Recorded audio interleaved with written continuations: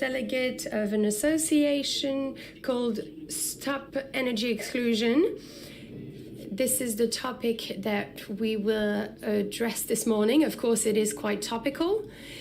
The fight against energy exclusion means the most vulnerable people living in thermal sieves. As you know, the situation is not great. I will not mention the comments from last night from the PSG football team, but this is a tragedy. Energy exclusion is a tragedy. Thousands of people are in a dire situation.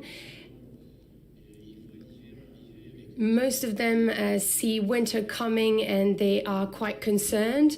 They suffered also throughout the summer. When you look at hospital rates, you can see that people went through a dire situation in the summer because of the heat wave.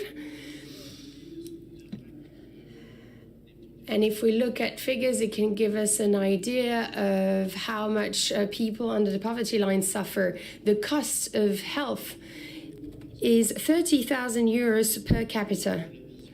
So as we can see, an overall overview makes us want to act even more urgently. The most obvious right for all is to have access to housing, is for your family to feel well. The well-being of families is important for us. And I haven't seen Frederic Roussel yet. He is the chairman and co-founder of the 3-0 World Alliance and the chairman of Convergence. 3 zeros mean zero exclusion, zero carbon, and zero poverty. And we will try to show this morning that when you act on energy exclusion, of course, this is positive for the environment, this is good for our society, but it also creates jobs and it's also positive health-wise. So for us, it is a priority. We will have 5 panelists this morning. Of course, in terms of gender equality, we are not great because there will only be one woman. But I will start with Nadia Rellin, the CSR project manager at GRDF. Nicolas Perrin is the CSR director at Enedis. Nicolas Cordier is the social impact business manager at Leroy Merlin. Geoffrey Renimel from ATD Fourth World. I am sorry if I butchered his name. And Frederic Roussel should be with us soon. And Ben Assansi is the chairman of our association, Stop Energy Exclusion. So today is a pivotal moment because in the group where we can find ATD Fourth World, Secours Catholique, and other government bodies, we think that we can eliminate energy exclusion. And today we want to talk about zero energy exclusion territories or regions. This idea was launched by ATD Fourth World, but their idea was zero poverty exclusion territories. So today we want to launch this new concept of zero energy exclusion territories. And we will sign a partnership with Leroy Merlin today, because Leroy Merlin is highly committed along those lines.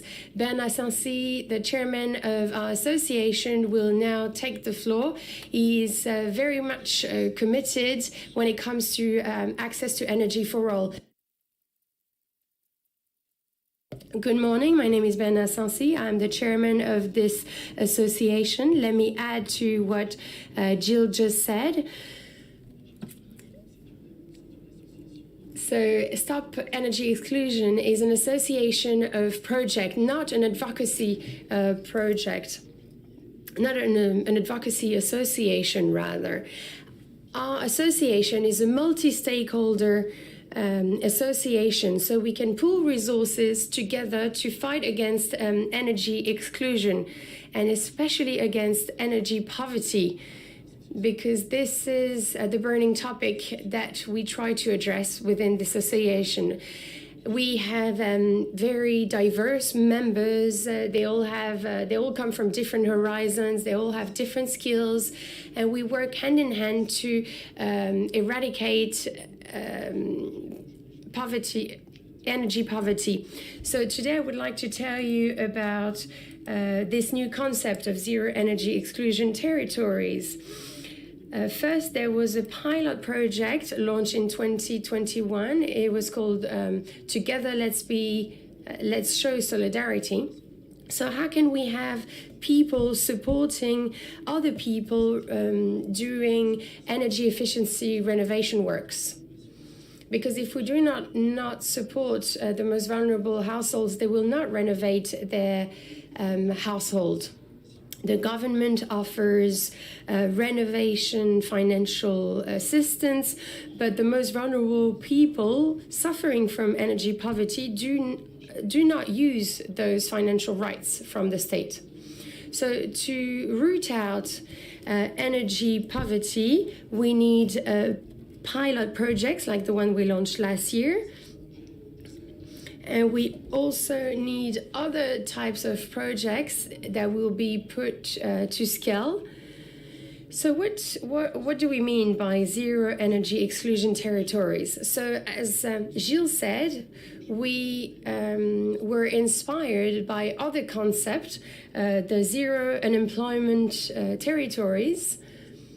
So there is no law that helps for a zero energy exclusion territories, but our approach is to work with different stakeholders, different funders, to take action. Within our project, we wish to create 14 zero energy exclusion territories, and there will be 3 conditions.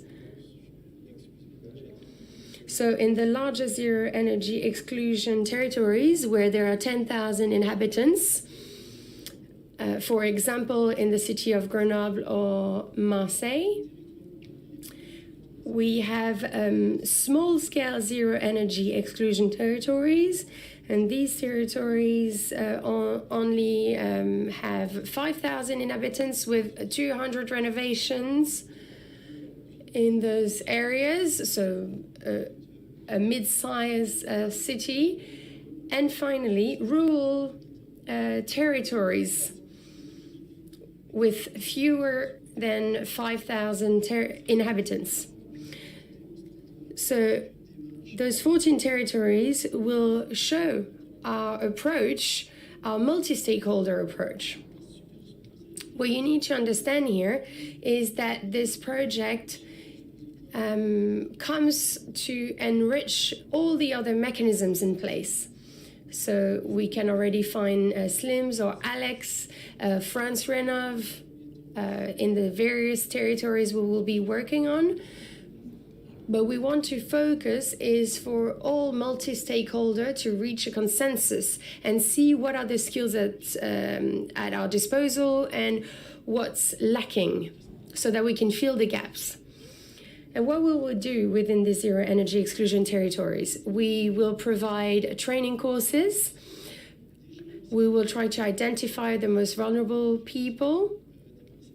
We will try to identify people living in energy poverty based on our experience since last year, and based on our experience that we will expand over the years, and based on the local entrepreneurial web, we will try to support people living in energy poverty. We will provide them with technical support.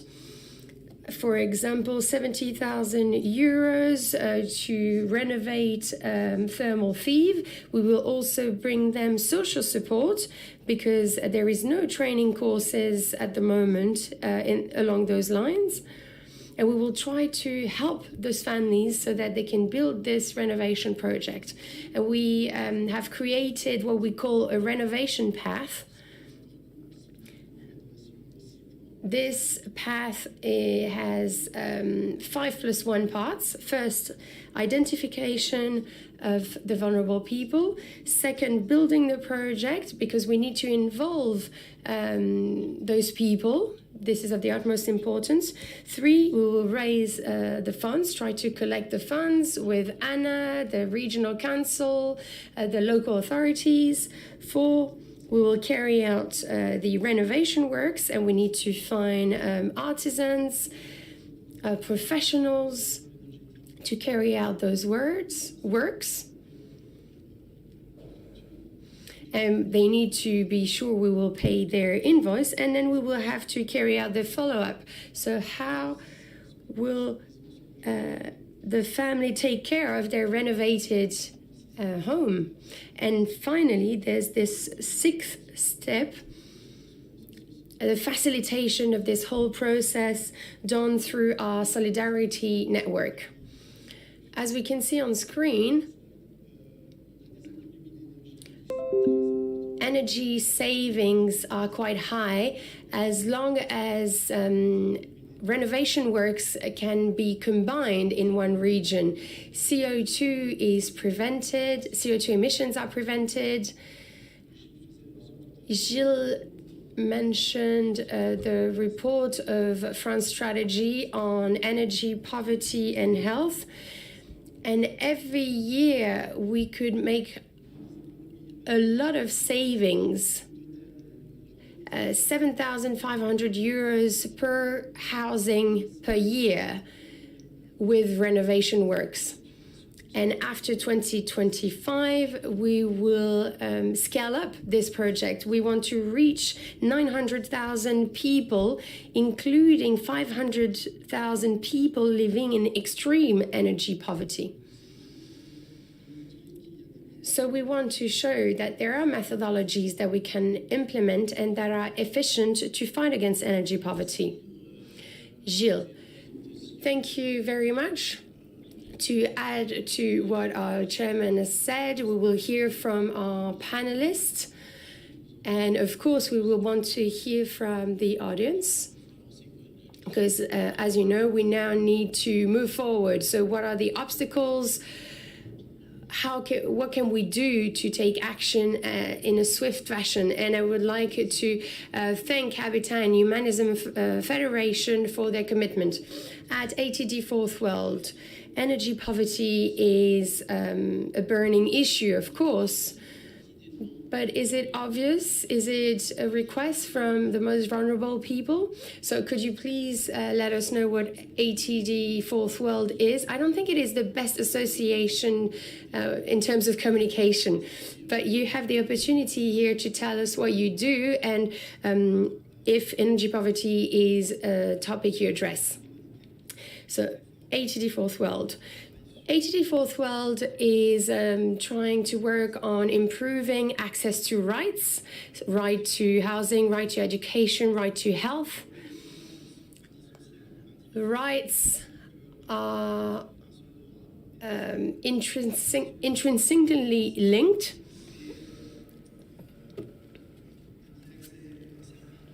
You can have access to one right, but then this will have an impact on other rights. And energy poverty is a great topic indeed that we have to address.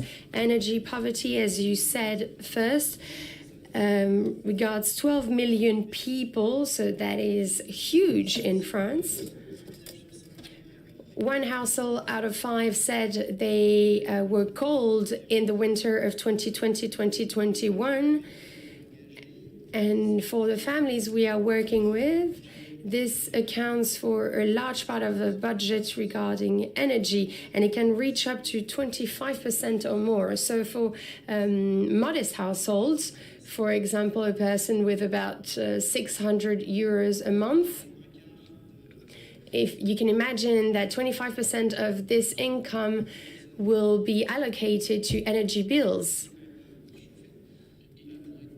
And those people are paying for energy bills, but they are not well heated for that matter. Yes, exactly. And then behind those statistics, those families in energy poverty have live in a difficult situation. Of course, when you have mold throughout your home, of course, you will not invite your friends over. So because of that, you don't have the liberty to have friends. And then you have to make terrible choices, feeding yourself or heating yourself. So you can imagine, as a parent, you have to make a decision whether you want to feed your children or you want for them to be warm. So, of course, you choose to feed yourself and you heat your home later on. And then, of course, you have bills that you cannot pay. So you cannot pay one energy bill, and then there's another bill you cannot pay, and it's an endless situation and a vicious circle. And then, of course, there is the issue of children. It will be harder for them to do their homework at home when it's only 11 degrees inside.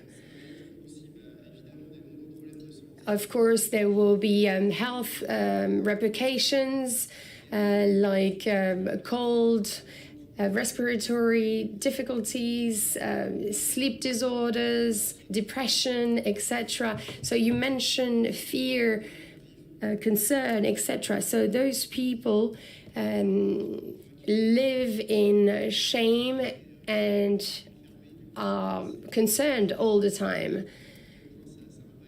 So you can see how impactful this can be in the lives of other people. Moderator, thank you for all your work at ATD Force World. Nadia Reland is at GRDF, just like Nicolas Perrin. When we hear about the news, we hear about gas cuts, and that's easier to do than electricity cuts. But of course, this raises even more concerns. So what is the role of GRDF? And how do you tackle this issue of energy poverty at GRDF? Nadia, thank you, Gilles, for this question. GRDF is the gas provider for the French gas network. So our work is to provide gas throughout France for people who use gas. So as an energy provider, we of course concerned. GRDF is a regulated company. Of course, we cannot do exactly what we want. Our field of action is limited because we have a public service remit. But of course, we are thinking about those issues, and we are doubling our efforts in the fight against energy poverty. First, I would like to underline something. Of course, there are possibilities, but not endless ones. At GRDF, we believe in partnerships. Alone, we cannot do much, in our opinion, especially because we are a regulated actor, but working hand in hand with other associations like yours can help us change the game.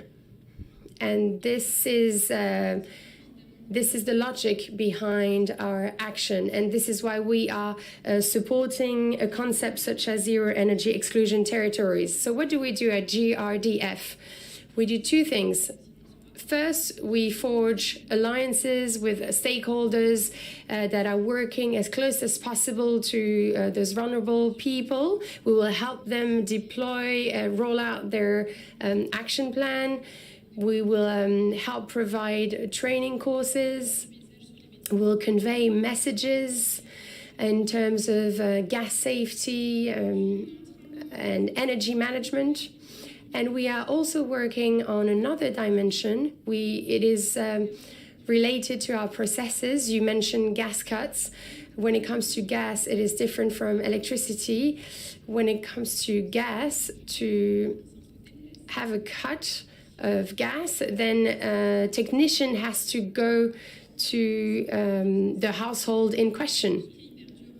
So this is really hard for the technician to do that from a humane point of view. We've put in place social assistance networks for people to understand energy poverty issues and to help those families so that they can find a way out of this difficult energy situation. We have 8,000 people working throughout France to raise awareness when it comes to energy poverty. And then we also try to identify the most vulnerable people in terms of energy poverty, even when sometimes they might not be aware that they live in energy poverty. I know that we have time constraints, so I will stop there. Moderator. Yeah, as Bernard stated it earlier, it's an end-to-end support, so identifying people, working with associations like ATD Fourth World, social services. If we want to scale up this process in terms of efficient renovation, we wish for people to become aware of those issues and work on that, because those families have children, can be unemployed. So to help those families, we need to work hand in hand. And I know that it is hard to reactivate a gas meter. It might be easier with an electrical meter. The government has announced potential electricity cuts. And I know that this situation is difficult for you as well at Enedis. I've always been impressed by the commitment of all the teams from GRDF and Enedis, because the teams are highly committed. Nadia. Yes, our technicians are proud to work on those issues, and it's great to have so many people involved. And as long as I've been working there, I can tell you that everyone is highly involved. Moderator, thank you. Thank you, Nicolas. You are the CSR director at Enedis. So same question here. You now have data thanks to the Linkimeter. So how can you take action, Nicolas? In terms of energy poverty, I don't want to give you too many figures, but out of the 1.4 million people that Secours Catholique supports, the issue was unpaid energy bills in terms of electricity and gas.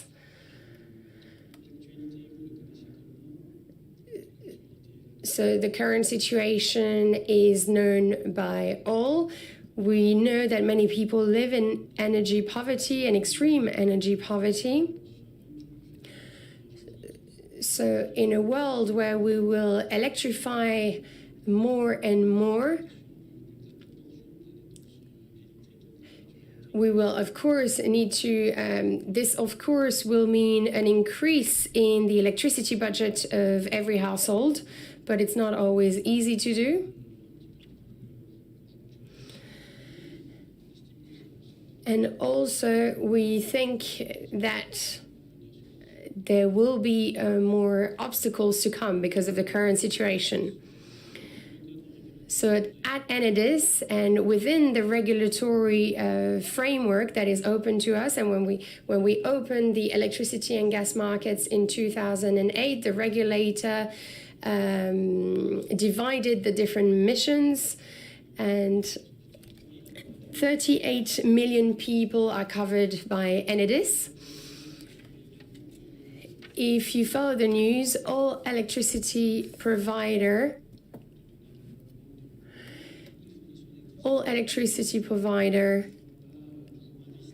do not always feel involved in the relationship with their customers, especially when it comes to price increases. be it with vulnerable or not vulnerable customers. And you've seen it in the Spanish news.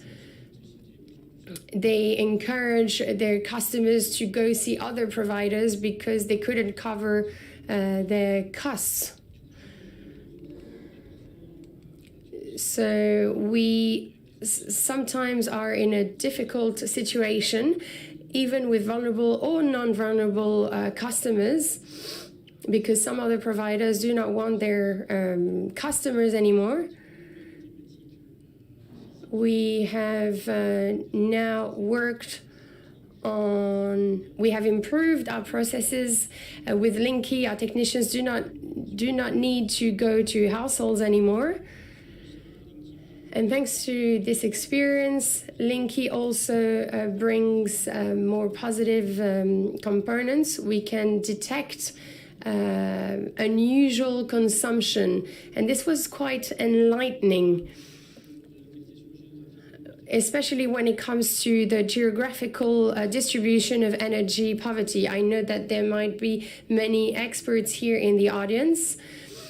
Energy poverty, is not always in the priority areas of a city. It's most often in rural areas,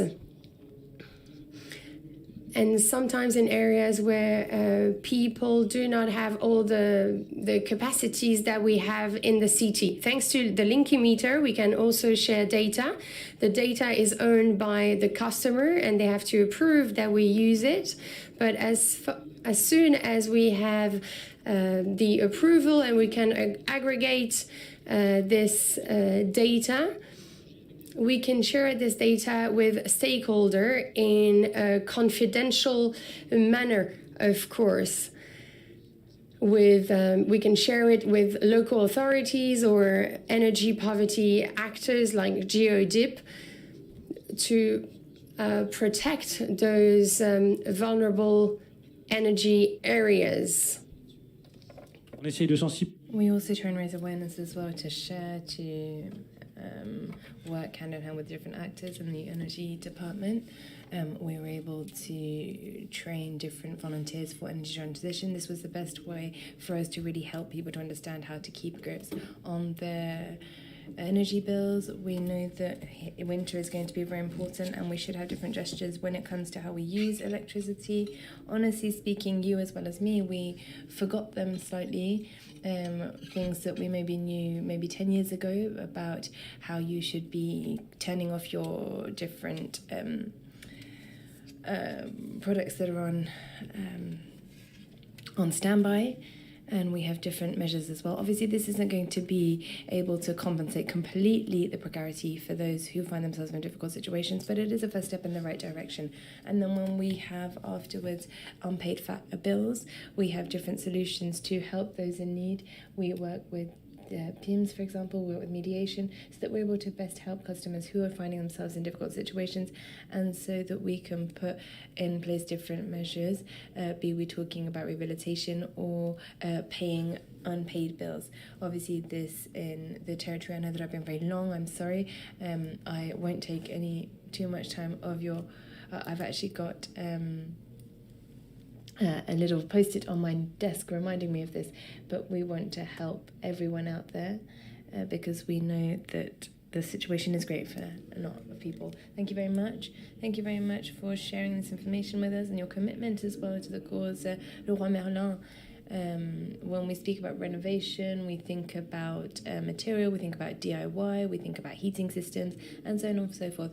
When we think about precarity, are these people living in precarity parts of your client base? And why have you got such strong commitment? This is very interesting for us. Why? Because for a business or for a company to want to react, it's because we're moving above and beyond just corporate social responsibility. We've got lots of different CSR managers here at Convergence, and I think that for Leroy Merlin, it's become a strategic axis for the whole of the business. And I imagine that you've even seen the communication campaign that was launched and that has been on the different radio stations, for example, RMC and Bouygues, looking at precarity and how to help priority households. Adolphe Leroy and Merlin created this right before or after the First World War rather, and because they were looking at rebuilding France following the ravages of the war. The second thing that I want to say is the following: people who find themselves in energetic exclusion, and I do want to make a difference between those who aren't able to pay their bills and those who are in healthcare situations that are quite dangerous, bringing together all the different environmental aspects. This isn't a reality that we work with because those who are living in precarity can't afford to buy things in shops.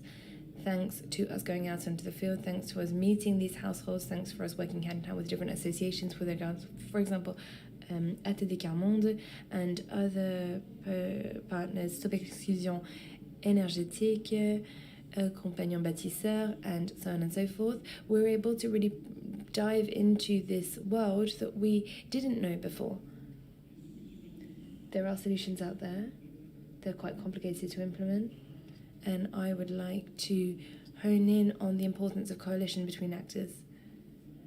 We know that meeting and going out and meeting those who are in precarity gives us that desire to want to make changes, but also we have to be very humble because sometimes we can't do everything. It is a collective approach that is necessary with different skill sets that are necessary. We've got private companies, collectivity, municipalities, territories as well. They're also jumping into the mix. We're also looking at mobilization for our collaborators, and this is important. It makes sense for a lot of people. The fact that they want to be useful in the areas in which they work, and this is fundamental to us. In addition, we also wanted to speak about the ways that we can participate in order to shed light on the reality of those in precarity. When we talk about different work streams for our habitual customers, we are trying to imagine renovation and also finances. How can we be open to the reality of those who are not customers, who can't conduct these renovation works that are necessary in order for their households to be more performing? How can we ensure that we have an inclusive approach? You can see the illustration behind me. We had a first experiment with Stop à l'Exclusion énergétique on September. This was linked to heating.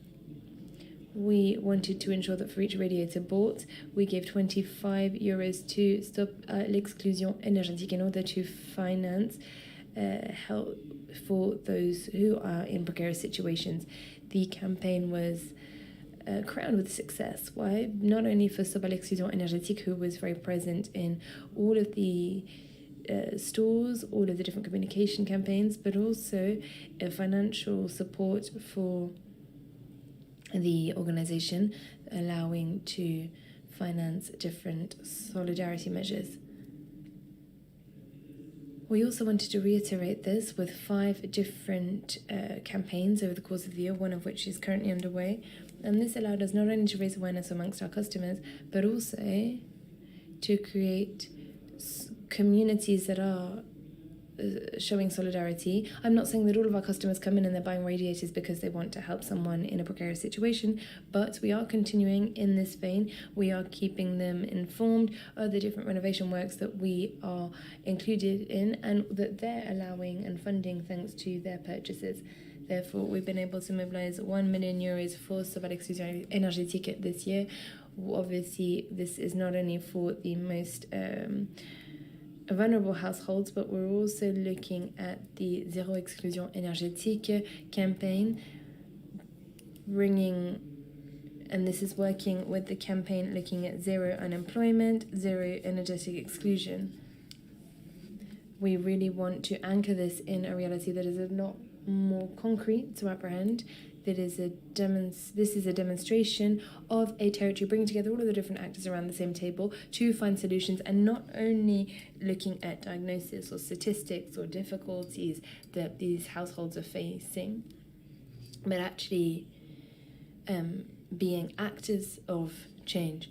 Stop à l'Exclusion énergétique is an association that does a lot more action than advocacy, and we are proud to be an actor of this. Thank you very much. And just if I may jump in here, Nicola, thank you very much. I'm going to give you the floor. You don't know if you've got any questions. But just when we talk about renovations or energetic renovations, if you have someone in the rural environment, and this is very important as well because we're not talking only about the cities. I live in a rural environment, and I see around where I live families that have lifestyles that I knew when I was at my parents'. For example, when it's cold, everyone huddles together because we've got a wood burner and everyone's huddling together because we can't afford to heat the whole house. I know that the price of these wood burners, or to fuel these wood burners, has quadrupled over the course of the past few years. But if I think about 7 meters squared, you own 70 meters squared. Lots of people are owners because they inherited houses or because they were able to purchase and make these investments, but they haven't been able to maintain the house, and you can see that it's a little bit disheveled. You've got mushrooms or fungus in the bathroom. You've got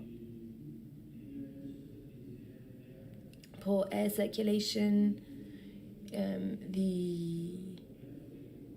we're talking about amounts of work that are between 50 to 70,000 euros.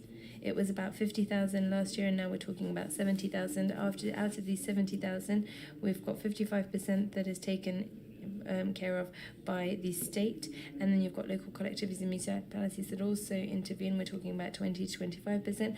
And when I say local collectivities, I'm also talking about the regions, the departments, and there are other funds, associations, organizations, the Fondation Abbé Pierre, Secours Catholique, and other social movements. And when you put everything together with engineering and difficulties that come with engineering, and this means that you need to have 10, 12, 15 different requests for financing, you come back to 10%.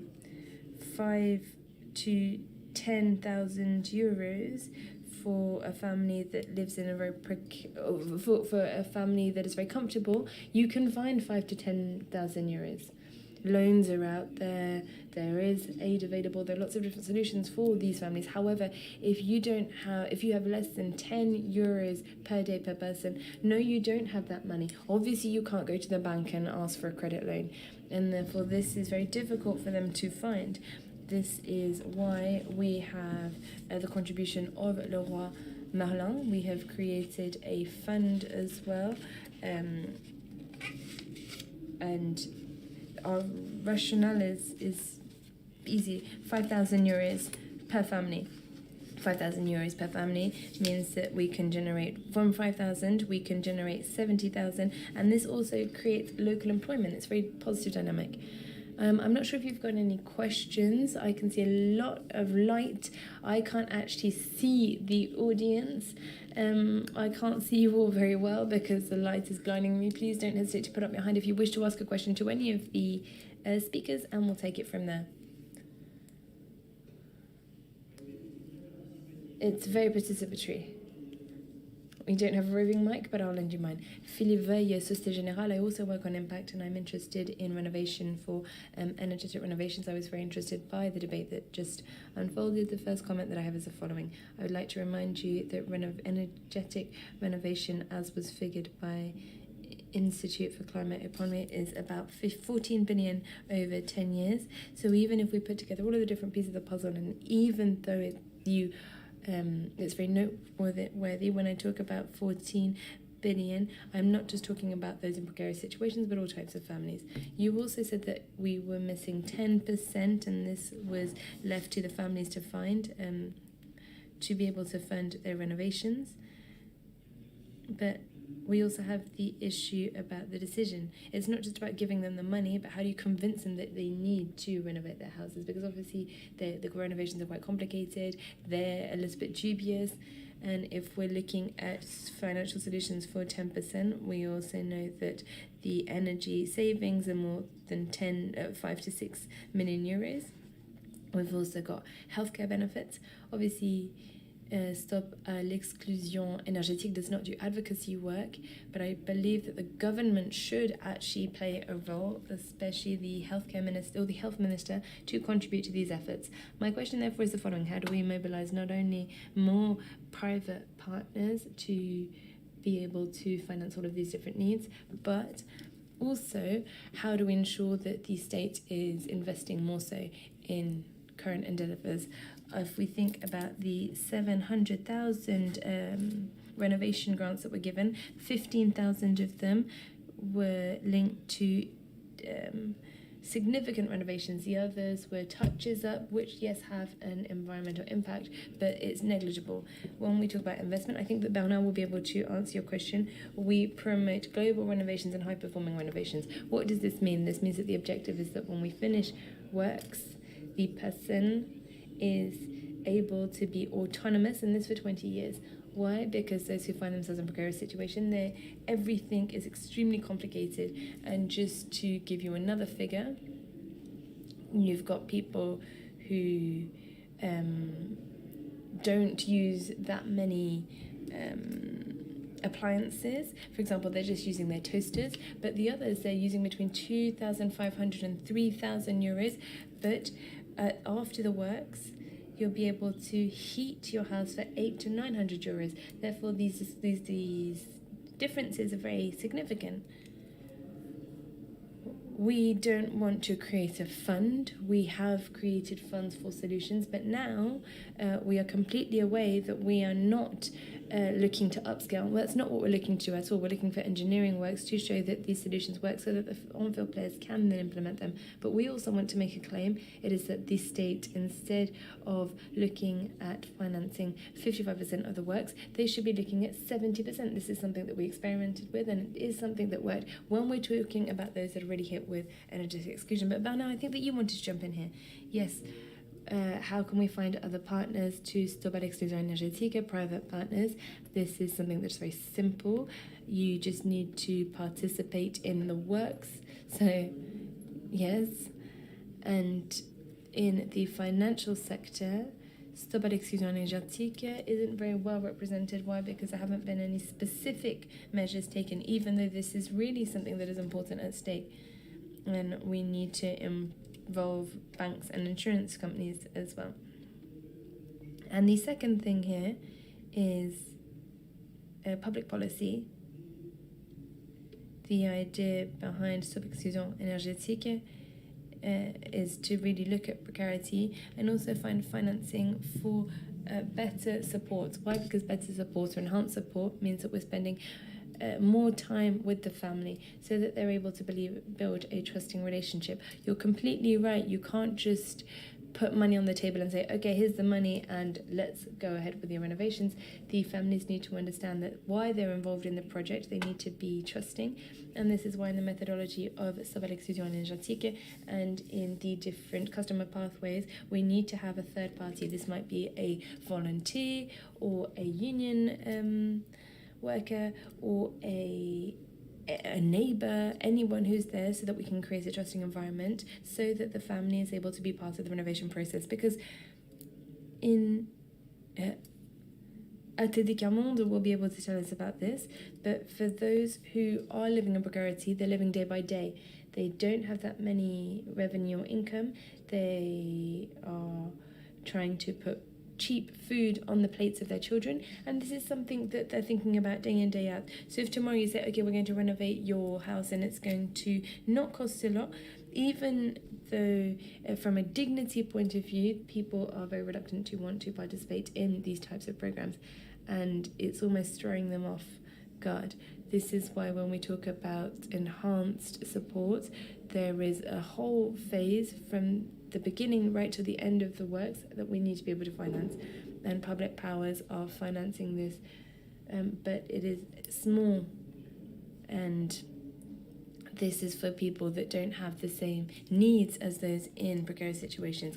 And without really honing in on this message, even though we don't do advocacy work per se, the message that we want to share is that without support, you won't have renovation works for those in precarious situations. Therefore, we really need to iron out these creases, and that's why for us as a supporter, we are asking the public powers to also be operators, and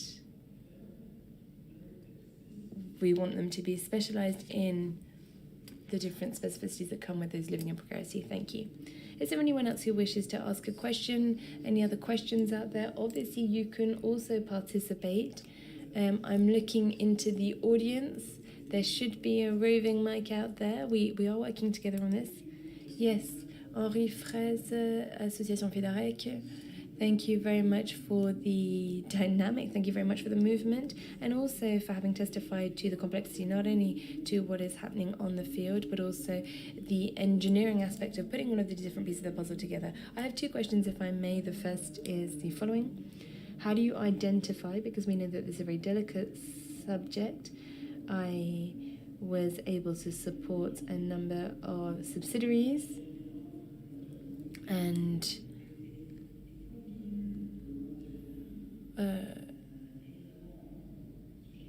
this figure is going to explode because we're going to see an increase in energy prices, and we are going to have to maybe ramp things up to be able to deal with the higher number of precarity. So I want to hear a little bit about your feedback, and maybe obviously myself, I have an inclusive mobility lab that was launched. In fact, this is something that I did in a previous life, and we were able to put into place different coalitions of actors, but everyone had their role to play. For example, Renault gave garages, we had insurances that were providing policies at a lower price. So what could you do? For example, Leroy Merlin, you could have cost price materials available.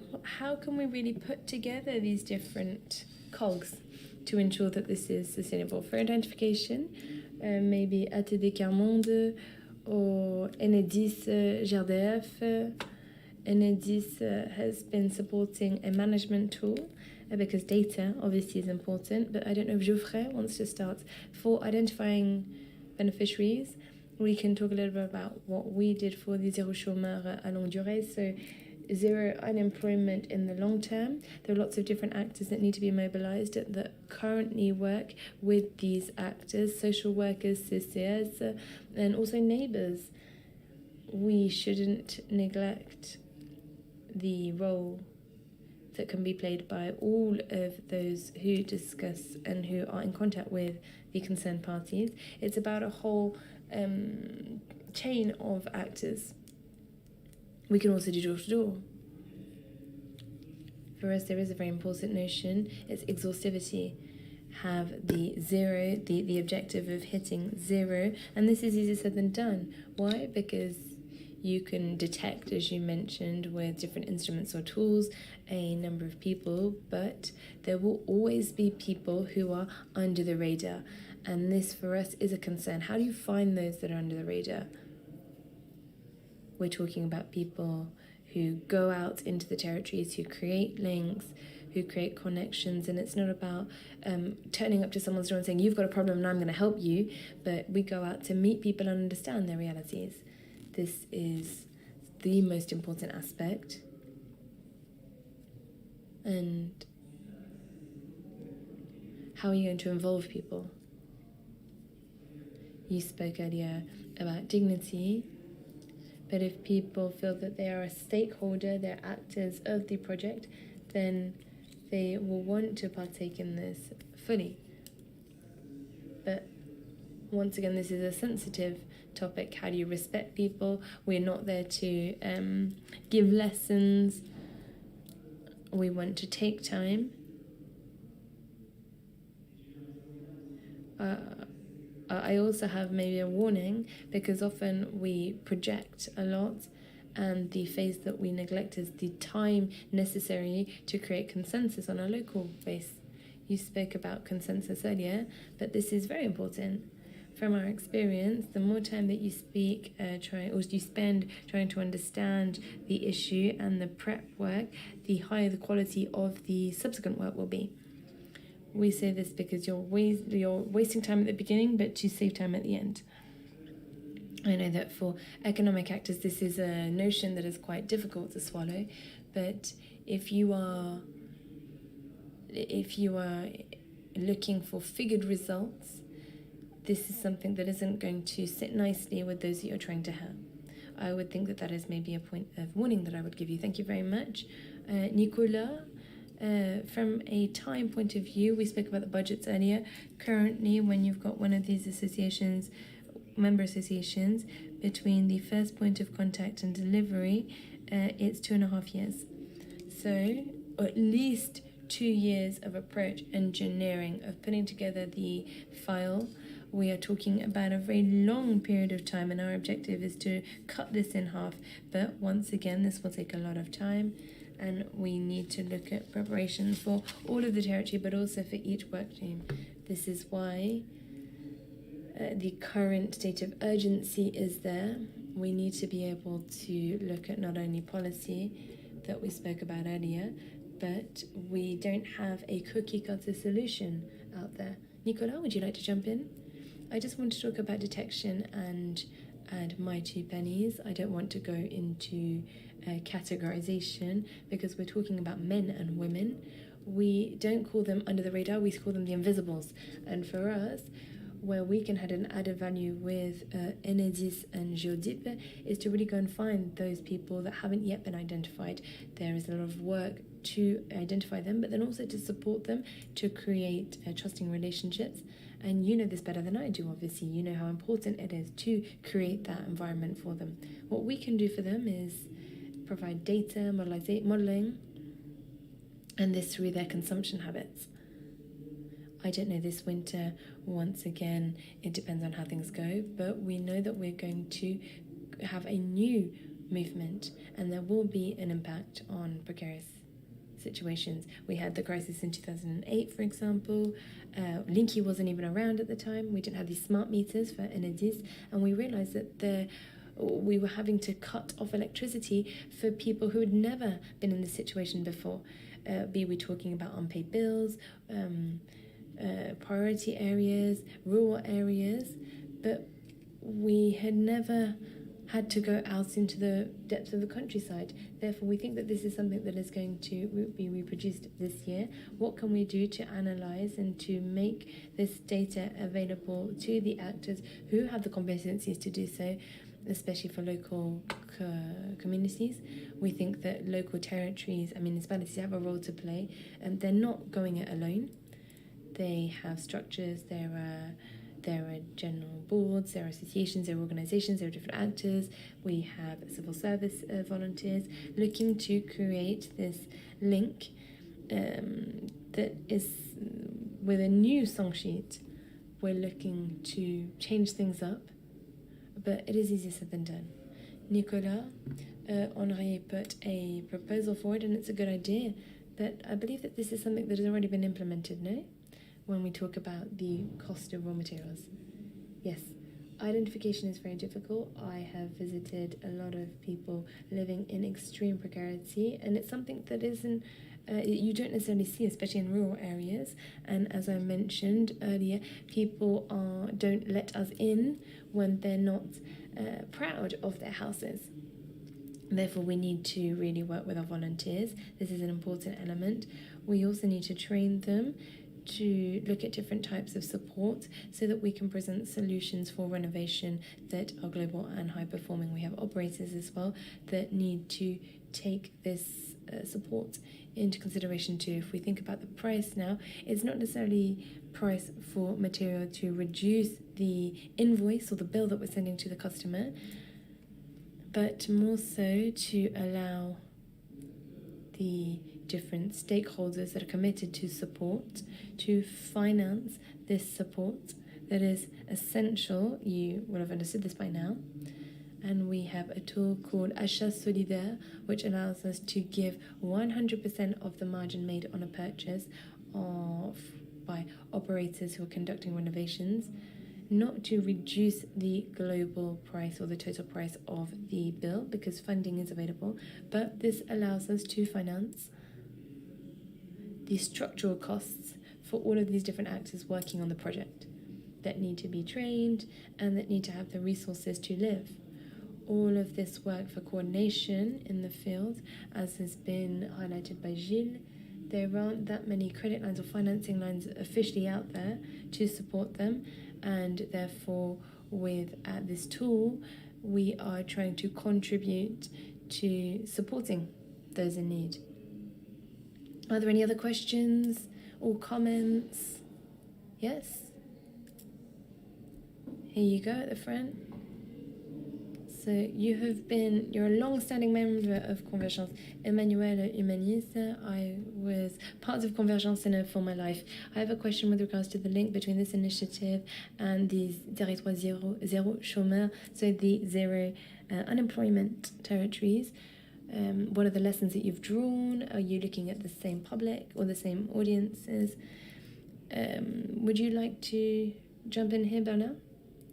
Maybe I could have jumped in afterwards, but yes, there is a link.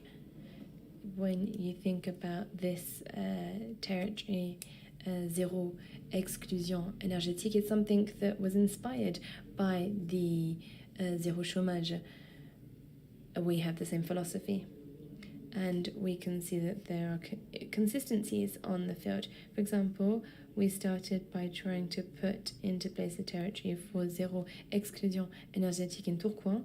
For those of you who know this was an area that was very poor in the 1930s. Practically everyone was living in precarity. And this is a territory where there was always also a zéro exclusion énergétique. Rather corrects the speaker, a zéro chômage, so a zero unemployment. This is something that had been implemented for 3 or 4 years, which meant that the people working on this project knew the beneficiaries very well because they'd already been brushing shoulders with them. Therefore, what we were able to do is to look at the exclusion énergétique, providing different activities for these long-term job seekers. Because you know that when we're renovating places, it's not just about a new lick of paint. We're looking at the finishes. We're looking at, we don't look at the finishes. Rather, we're not putting in curtains. What we're there to do is ensure that there's insulation.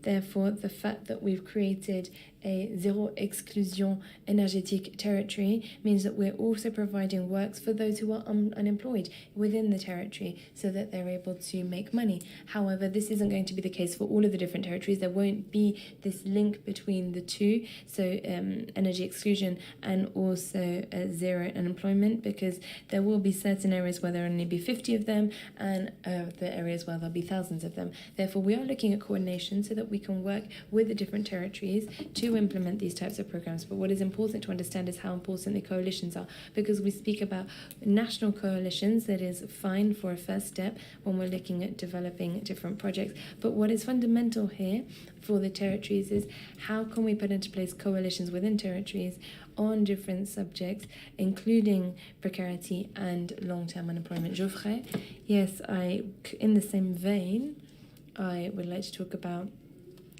what is at stake for us here.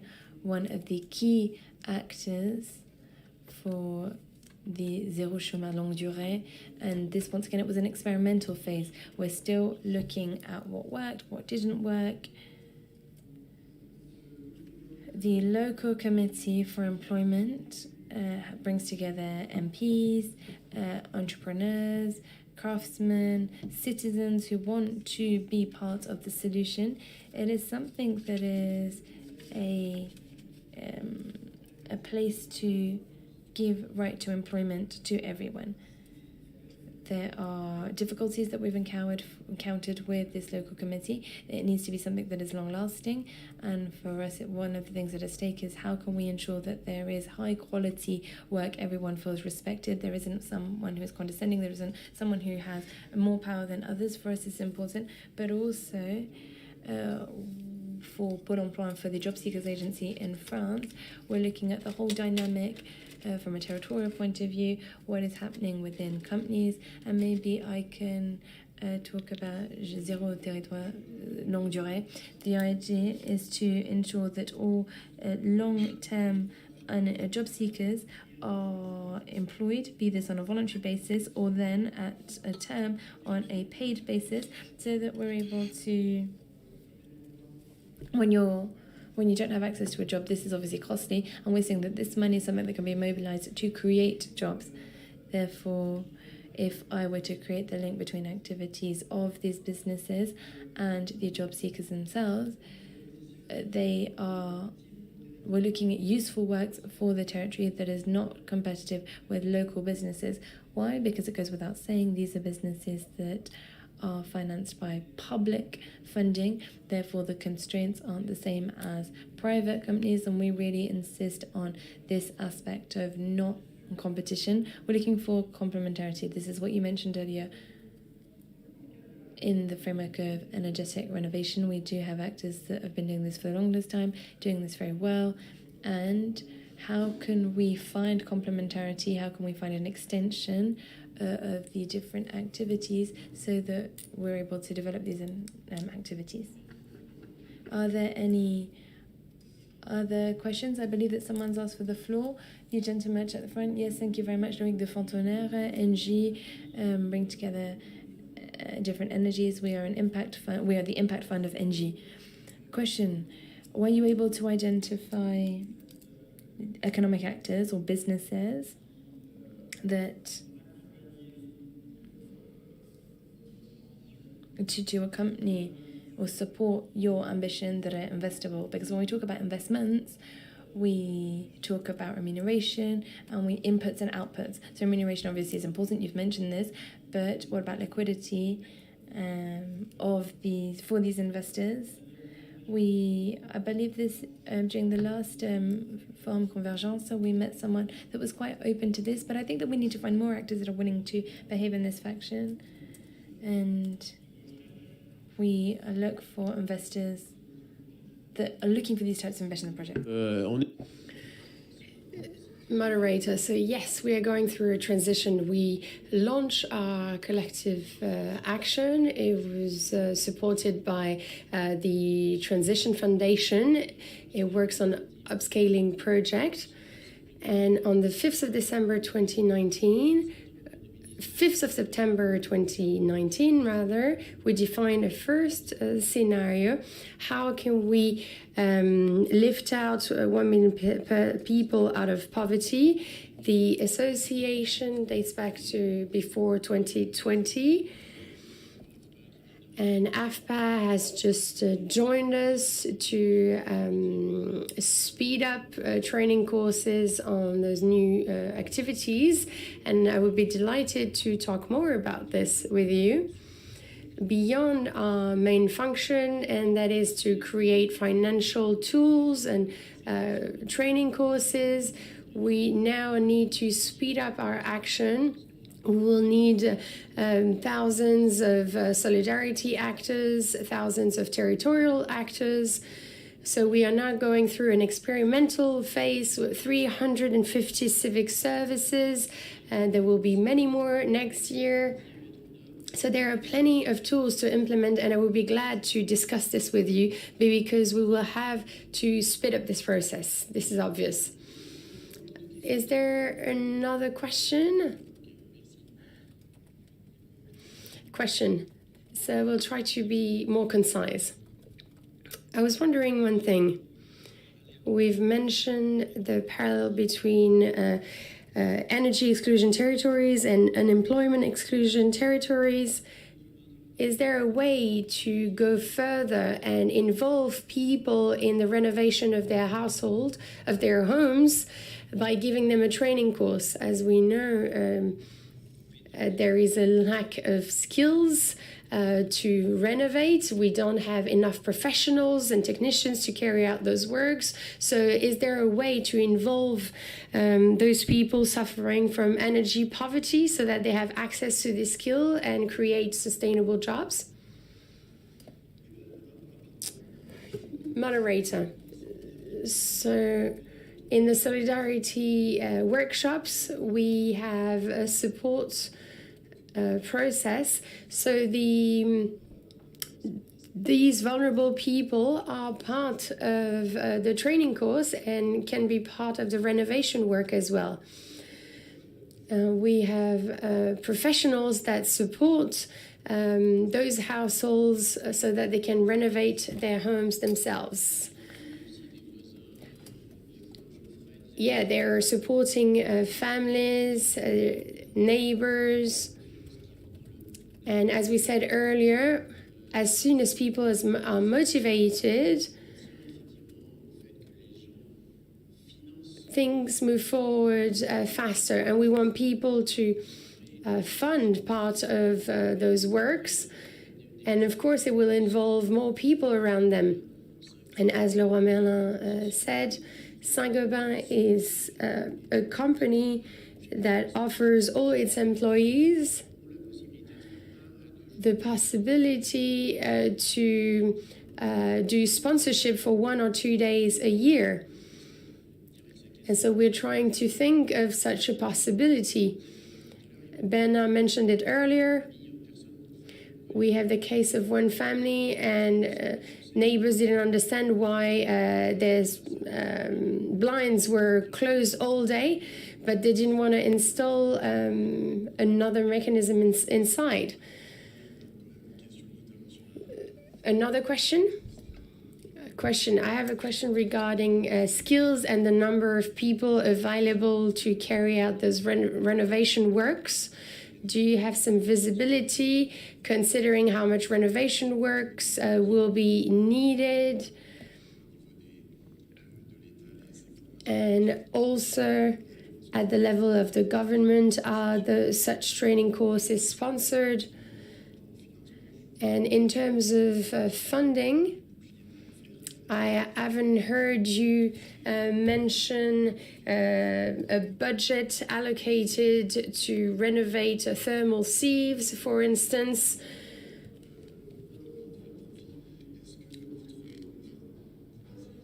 So this might be a more personal opinion than I'm asking, but we mentioned $3 billion for energy renovation. I think this year it will cost 17 billion to the state. So shouldn't we ask for the wealthiest households to contribute to this renovation so that the most vulnerable can have their households renovated, so that we can take action now? Moderator, should one of our panelists answer this question?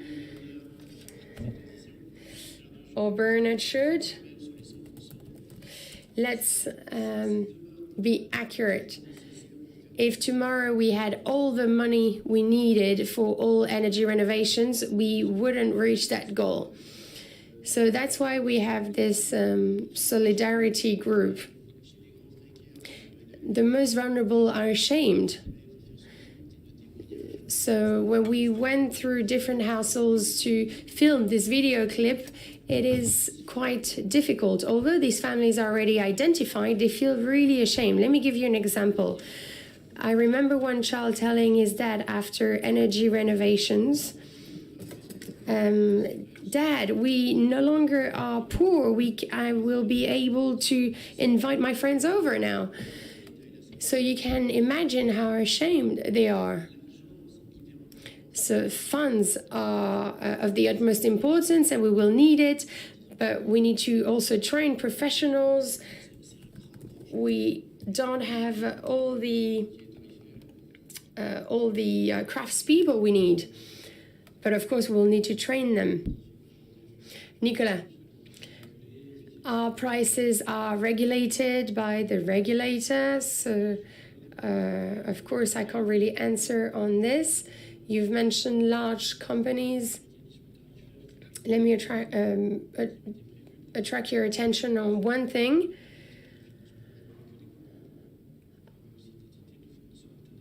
There are many alternative providers that benefit from the system and that they had not been planned in the system.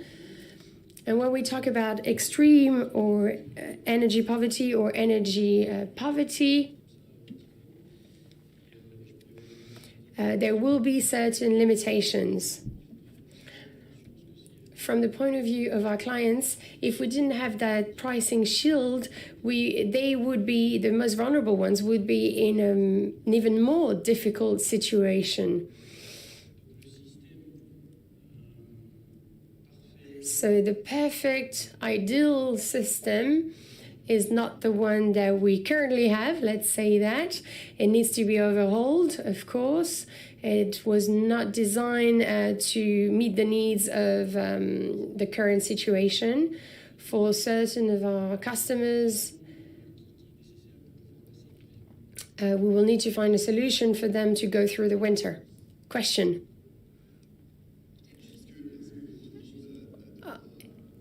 Is everyone entitled to buying fuel? But it's the same for gas and electricity. Will the Parisian person with a Range Rover to have this cut of 30 cents on fuel when someone in the rural areas will actually need their car? So this might be more of a political debate, says Nadia. Moderator, yes, you can give us your reaction, but could you please tell us about the next steps, because we are about to close this panel. So could you please tell us also what is the next step? Let's keep for GRDF. Nadia. So one word regarding the pricing shield. You said it, Nicolas. We are not in the best position to answer. We distribute energy, so maybe you should ask the question to others. So we are working on, there are works currently carried out to price energy better. MPs are working on that. Secondly, we have also asked ourselves the question, since we're carrying out lobbying tasks, should we offer a social price for energy needs? But we are talking here about long term. It means changing the rules, changing our current system. Those are questions we are asking ourselves. And although we don't have an answer to this question right now, there might be one with other players on the market. And you've asked what the next steps are. Moderator, so what do you wish for? What are your projects? Nadia. Of course, we'll go through a crisis this winter, but we had already decided to intensify our efforts fighting energy poverty. And this also means discussing with Antoine Payon's office, because we feel frustrated not to be able to do more.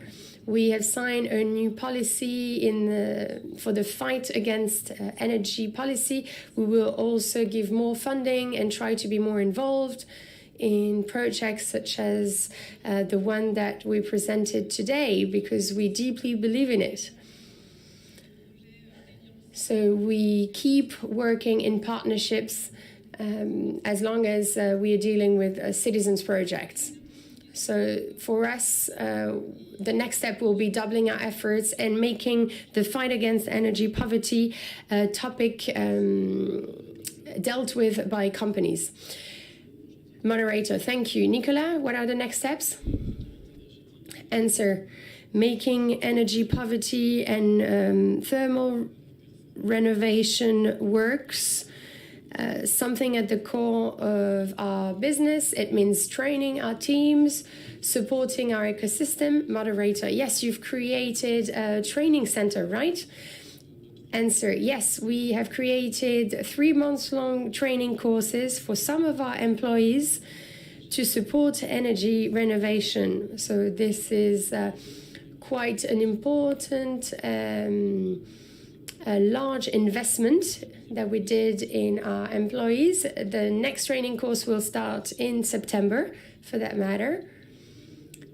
And it is helping upgrade our employees' skills, and we know that we will have to expand such training courses so that crafts people can have access to them, and volunteers as well. Moderator, same question to Nicolas.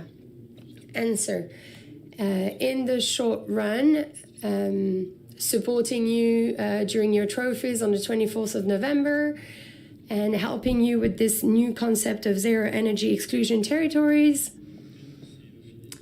And in the long run, supporting Stop Energy Exclusion to fund the 300 of 400 civic services that will help us be present in the territories. And in the midterm, just like GRDF, we will try to discuss with the regulator, the ministry, to help push the walls of regulation in a way. Because we feel like we have a role to play in the new energy system when it comes to energy poverty.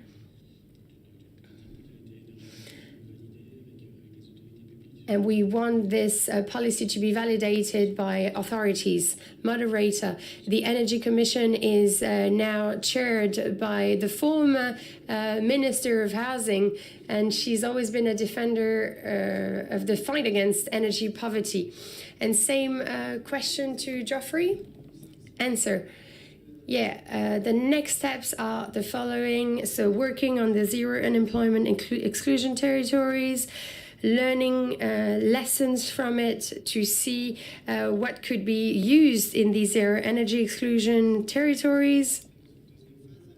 We are now in the second step of this zero unemployment exclusion territories. We are now present in 50 different territories. So the next step will be to analyze, assess the situation well. And in the fall, there will be the RSA contribution reform. So we are interested in this because when it comes to energy poverty, we have to take into account that people do not live in decent income conditions, and getting the minimum income every month is not enough. Moderator. Thank you, Nicola. You mentioned it earlier. We organize trophies, and we have been doing so for 3 years. The objective is to replicate best practices and see how we can learn from the experience that territories have and how we can share them. So the trophies will be open soon. The award ceremony will take place on the 24th of November. We work along with the Abbé Pierre Foundation and many other associations, and we organize this day as the day of the fight against energy poverty.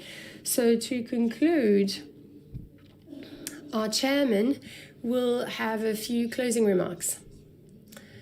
Chairman, so the next steps for our association is to have a call for projects to see what we can put in place to make this zero energy exclusion territories a reality. And then the following step will be to make sure that this solidarity group, this solidarity function supporting the most vulnerable people is registered as an actual trade, so that it becomes a trade that is developed, that is offered as an initial training course. What's at stake and one of the risks is that for now we have a hard time scaling up those projects because we don't have enough craftspeople, professionals able to do those energy renovation works. So we need to scale up these training courses to be able to scale up renovation. There's an office that has worked with us, and if we want to renovate 500,000 households before 20,000, we need to train and hire thousands of people and train 15,000 craftspeople. So this can be done by private actors like Leroy Merlin or AFPA or Compagnons du Devoir, and all stakeholders that are specialized in training. Otherwise, we will not be bold in terms of energy renovation. We are doing it with FFB and CAPEC, who represent craftspeople. And what we deeply believe in at Stop Energy Exclusion is that we should focus on prevention rather than taking action afterwards. Better safe than sorry, in other words. It's better to have systemic solutions to renovate the most vulnerable houses rather than having them see unpaid bills. And I will finish on the pricing shield. It has been costing 27 billion, renovation costs 14 billion. The shield is imperative right now, but I'm showing you how prevention can be the key, and the budget could be lower if we focus on prevention. And that is our convention at our association. Thank you to you all.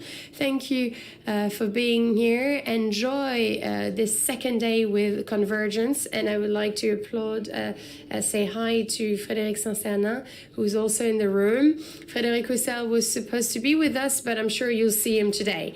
Thank you all.